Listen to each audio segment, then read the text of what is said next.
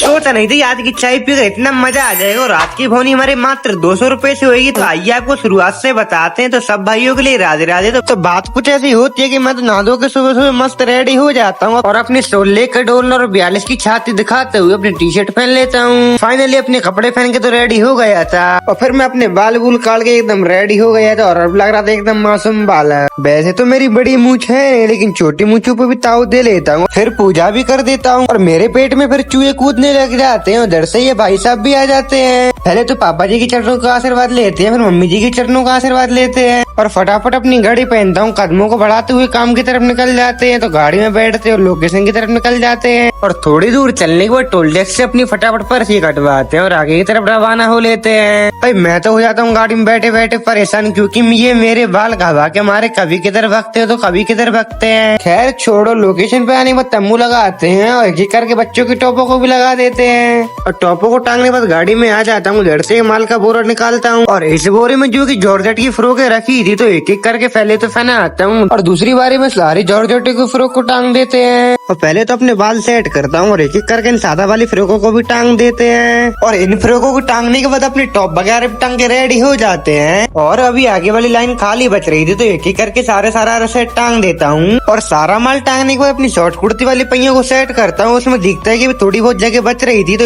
एक एक करके शॉर्ट कुर्ती लगाने लग जाता हूँ। और इन कस्टमरों को मैं एक कुर्ता पैक करके देता हूँ और ये मुझे 200 रुपए दे देता हूँ। मैं इनको 50 रुपए लौटा देता हूँ, मतलब हमारे 150 रुपए से भोनी हो जाती है। और पूरी दुकान का माल लगाने के बाद मुझे आलगस आने लग जाता है। और दूसरी तरफ पूरी पन्नी पन्नी बिखर रखी थी तो पहले तो एक एक करके सारी पन्नियों को बीनता हूँ और इधर से पन्नियों को हटाने के बाद इनको एक जगह संभाल के रख देता हूँ। बाहर निकल के देखता हूँ तो मौसम भी एकदम ठीक ठाक हो जाता है और इतनी गर्मा गर्म चाय आ जाती है तो फटाफट चुस्की ले लेके पीते हैं। लेकिन भाई कुछ भी सही, लेकिन चाय आज की एक नंबर थी। और मिलते तो इसकी नेक्स्ट ब्लॉग में, तब तक के लिए दिल से राधे राधे।